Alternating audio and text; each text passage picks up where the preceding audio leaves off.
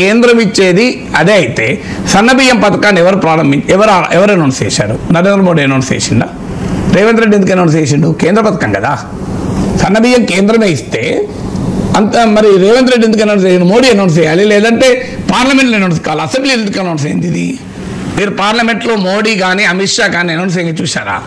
పోనీ ఒక్క తెలంగాణలో సన్నబియ్యం ఎందుకు ఇస్తున్నారు?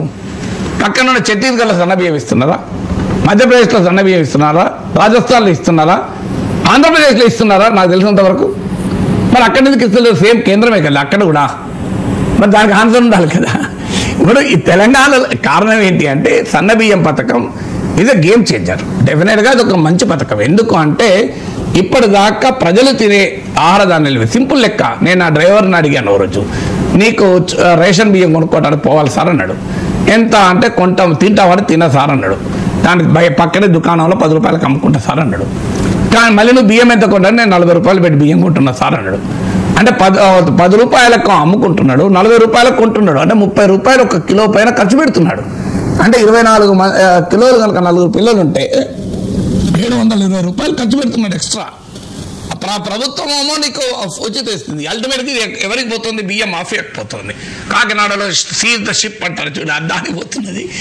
ఇది ఎక్కడికి పోతున్నది అంటే నీకు కొన్ని చోట్ల అయితే రేషన్ డీలరే డబ్బులు ఇచ్చి పంపిస్తాడు. 24 కిలోలక 240 రూపాయలు ఇచ్చి పంపిస్తాడు బియ్యం. కొన్ని చోట్ల ఏంటంటే బియ్యం అక్కడ కొని పక్కనే షాపులు అమ్ముతారు, మళ్ళీ అది వెనక్కిపోతుంది.